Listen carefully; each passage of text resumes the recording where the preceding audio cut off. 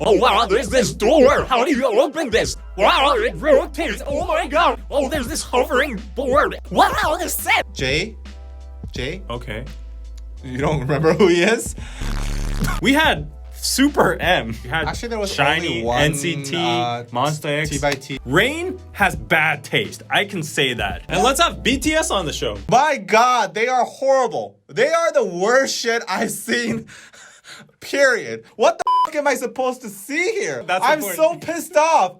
안녕하세요. What is up? That's quack quack. Danny Kim. David, welcome to the after show of Iland. Big hit, CJENM. $20 million.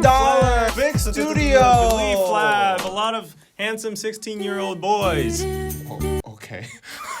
First off, let's talk about the plot. We didn't see a lot. It was just like a literal intro to the whole concept of Iland. There was a storyteller saying that this is like this whole isolated area that it's cut off from the outside world, and these contestants are going to have to decide everything within themselves. And there's this whole system. There's going to be 12 contestants that will be the final debut, and there's like Bang PD, Rain, and Zico as producers. They're apparently trapped in this room that even the contestants don't know that it even exists, and they are there commenting and reacting. They're watching everything. Yeah, they're watching like everything. Hundreds of cameras. Big Brother. The contestants, one after one, they did their performances, and the contestants had to choose who would be remaining in Iland. You had to get over 12 votes. Actually, the cap was surpassed by 4. We don't know what's going to happen, but the contestants that failed to get into Iland was sent to somewhere called the ground.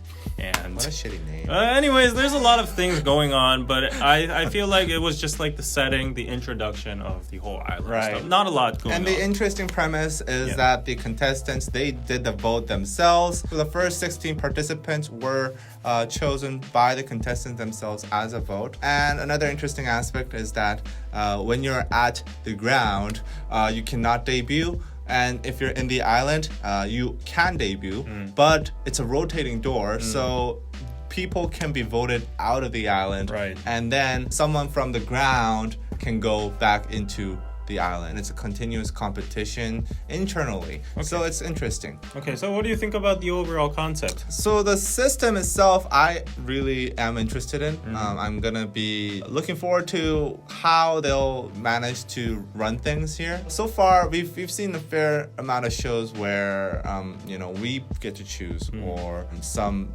group of mentors get to choose. Like, show me the money. Like, we've seen pretty much all the audition formats, but when people inside, when the participants, they themselves get to choose, that kind of makes things a lot more fresh. And it makes it so that there is politics involved. I see a lot of politics.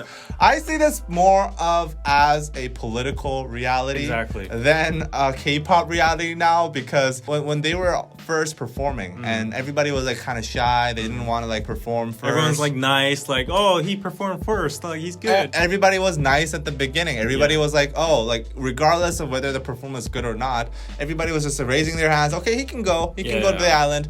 But then when there were only a few spots left, people started becoming like harsh, and because it's like everybody knows who they're voting for. There's a mob mentality. There's a lot of politics. It's kind of like Lord of the Flies. So I definitely enjoy that aspect. I'm enjoying that aspect way more. I'm enjoying that aspect way more than the actual K-pop I have part. To disagree. I'm not trying to diss this survival program that just begun. It's first episode, so we have to see whether or not it's going to be that intense. But the first impression I got, it was like similar to the Hunger Games, or like this Netflix drama called 3%. They just trap people inside a space. They make them go through tests, performances, and they make them go through politics within each other. There's like dynamics. There's like bullying. There's like all that kind of stuff. I'll be totally honest here. I think those are the frequent dark sides of K-pop that gets highlighted in the West a lot and in the media, like the bullyings, or like the trapping idol trainees inside a basement and training this them is for exactly that extreme competition. And I think this is just like amplifying that factor to the highest.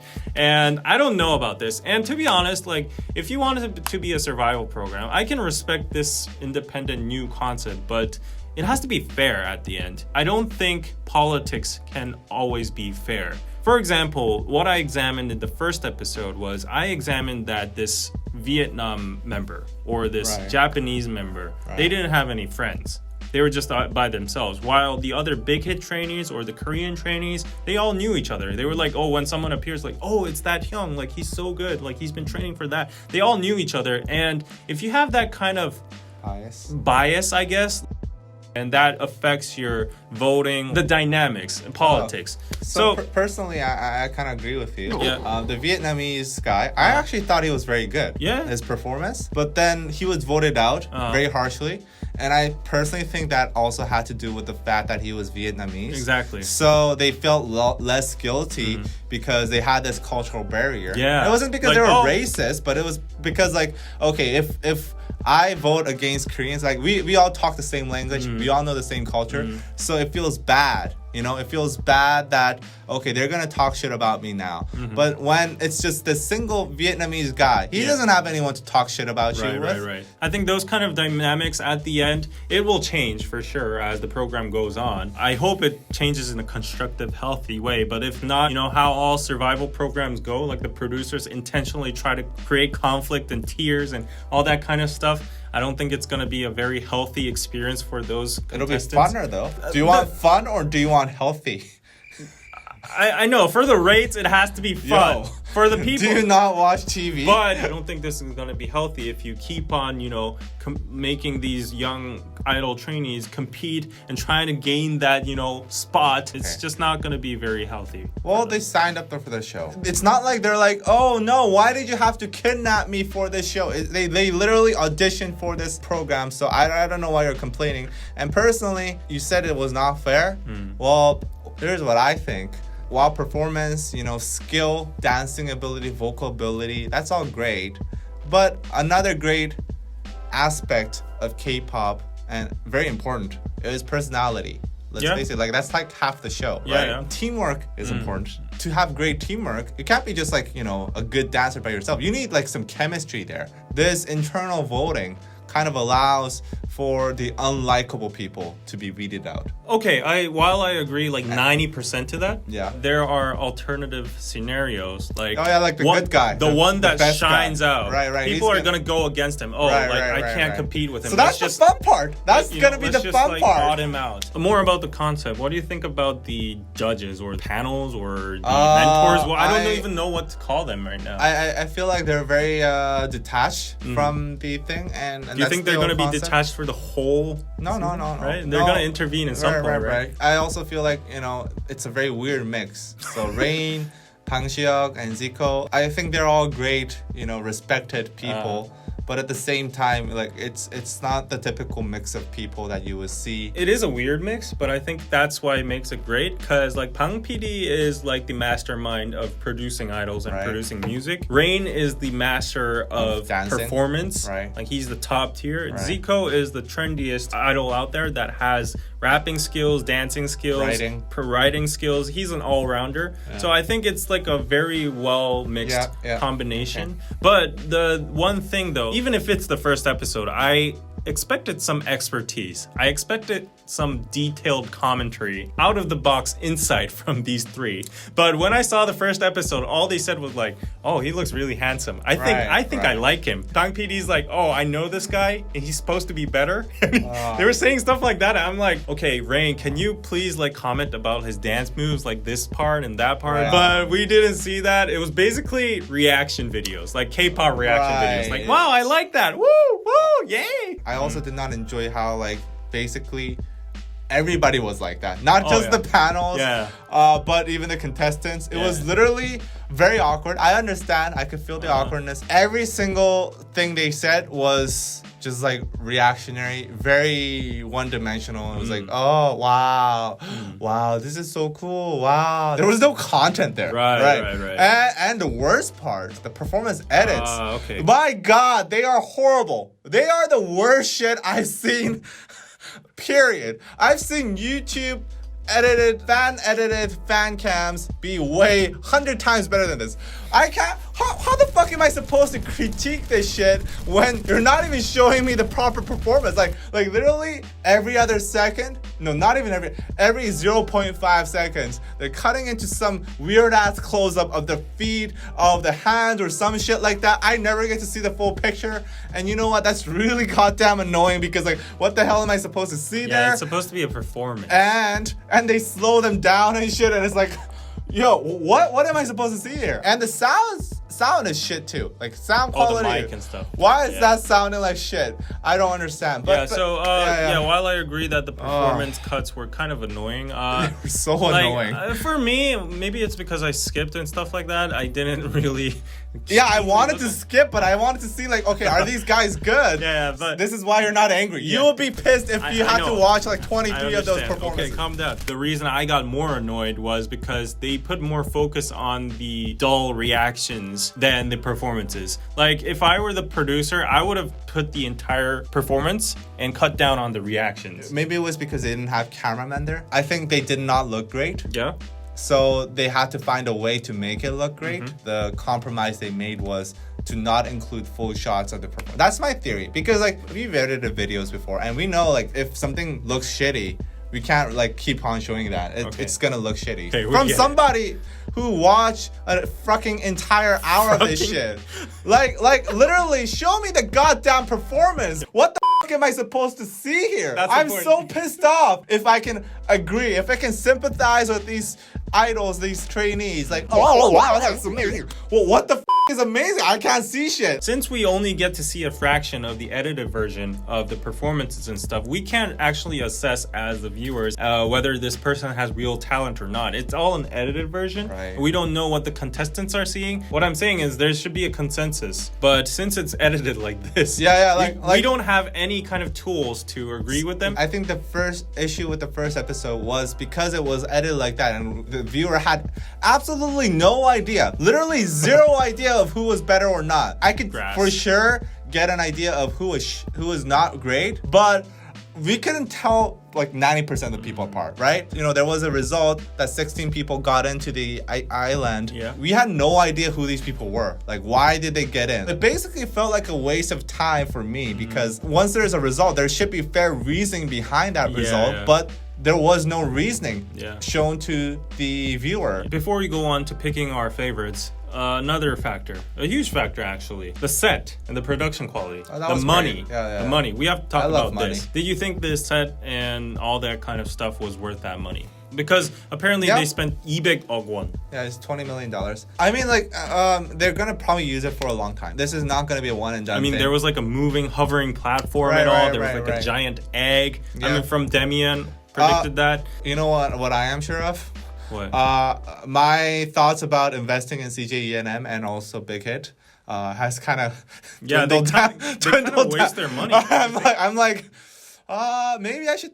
I bought stocks on CJENM with a firm belief that this project will be, you know, a big thing. And we only have the first episode, so we can't really judge yet. Like we're clueless, but I kind of like got a sense that, okay, maybe I should take out my investments there. We have a saying in Korea called 주객전도, or like the nose is bigger than the face, something like that. Yeah. I felt like that throughout the whole first episode. I'm sure they spent a lot of money, so they want to flex for sure. Like, oh, we have this kind of quality. And they use the rotating door and the platforms and all that kind of stuff. I feel like we should be focused more on the contestants than the whole, you know, set itself. Like, it's cooler when you just feel the vibe. Like, it's like, oh wow, that's how the set looks like. They spend a lot of money on that. It's not like, oh wow, there's this door. How do you open this? Wow, it rotates. Oh my god. Oh, there's this hovering board. Wow, the set. Yeah. That was kind of annoying. Like when I first saw it, I was like, wow. Yeah, I mean, this shit is they like keep on emphasizing. But then, like 16 times, like 16 groups coming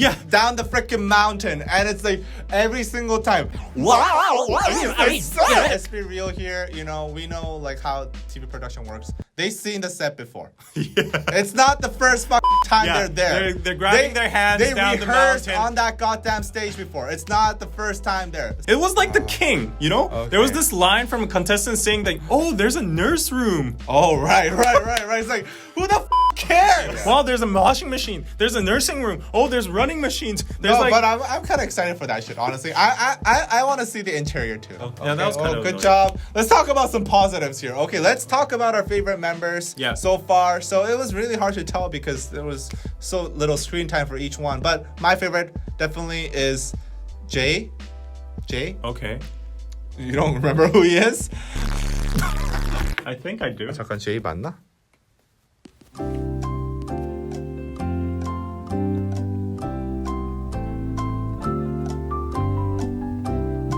So while Danny is looking for his favorite, this exact moment of silence is what I want to criticize one more time because why do they have to make it a 12-member group? You know, like feel like if you go over 6 or 7 members, it just gets too much. And already we're struggling to remember. Like I mean there are groups like 17, but 101. Yeah, 101. But still, like, if it's going to be a hugely successful group, I personally think that it should be cut down to like 6 or 7 people. You can't cram in 12 members in one single song. They get 7 seconds to sing in one single song. Maybe the 12 members will not be the final group. Maybe they will cut it. Yeah, that's why I'm saying they should cut it to 6 and 6. Exactly. We'll see. But going on to my favorite members, my favorite was Jay.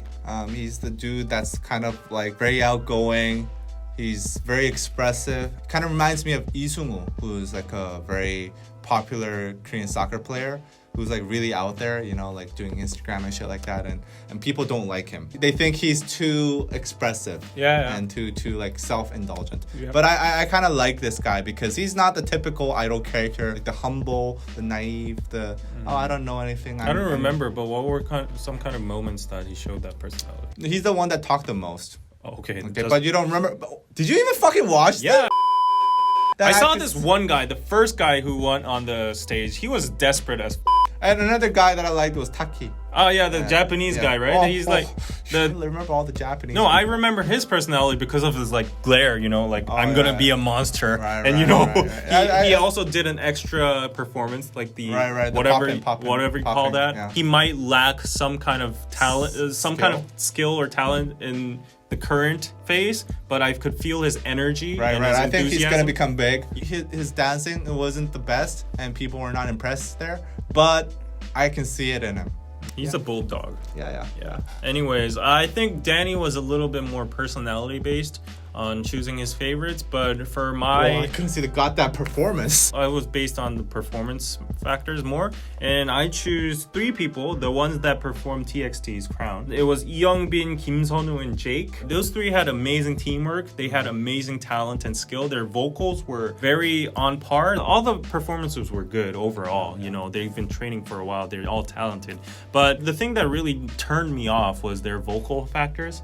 I'm not expecting the best, but I heard a lot of bad singing there. It was so bad that I couldn't concentrate on the performance itself. Actually, I think there was a lot of lip syncing because maybe it was post-processing, but the way the vocals sounded, it sounded dirty. Yeah, the mic was bad too. But it sounded too clean to be live. You know what I mean? But when I was seeing these 3, Youngbin, Kim Seonu, Jake, performances, I immediately felt my ears were like cleansed. I was like, oh, cleansed. Wow. And then right after that, I got goosebumps because right after that, Zico was like, oh, these guys have vocal talents. Just to give a little bit more feedback, I feel like more than dancing skills, there should be a focus on vocals for sure because I didn't see a lot of good vocals. And also, if you usually see other programs made by YG or JYP, usually the songs are all in-house songs. Right. Like if you see Neezy Project, all of the contestants danced twice. ITZY, JYP, blah blah blah. But we had Super M. We had actually there was Shiny, only one, NCT, Monsta X. T by T was the only. I really respected that fact. I could see Bang PD's, you know, broad heart there. Like, yeah, do Super M if you want. I think they picked Super M because that was the international group, and because it had mostly English lyrics, it was a little bit easier perhaps. Overall, I think we're a little too harsh on the show. That's how the after show goes. Because like it can't just be like, oh, I liked it. But I am enthusiastic. For the second episode. I'm excited too. Because we get to see how the system is. We get to see the internals of the thing. Tell me who your pick is in the comments below. Do you guys agree with us? For you guys annoyed by the performance cuts? Because man, I really hope they fix that. That's the one thing that I really think they should shouldn't fix. bug me that much, to be honest. One more thing. Also, I thought it was like a dick party, a sausage party there. So I wanted like a female figure included in the panel or the whatever, because like Maybe at Yuri can come. At the end, the audience is gonna be female. If every single person in the room is like a male, like Wow, you know, so woke. there should be a female expert in the room, because her opinion is going to be the one that matters the most at the end. It's not, Rain has bad taste. I can say that. Rain has bad taste, and he's not gonna be the one that knows what girls like. He's gonna make a song like Gang. I kind of feel good that Zico's in the room, because like I feel like he knows the trend and he knows what girls like. Rain is like, yeah. It's pretty funny. Anyway, tell me what you guys think. Who should be the female figure that joins? I'm gonna vote Sunmi or Yuri. Sunmi, Yuri, and maybe Hyuna I could see. So maybe we can have some female guests there. Anyway, And let's have BTS on the show. They need to T by T come is on. for sure gonna come on. And we'll see you guys next time. Bye. Bye.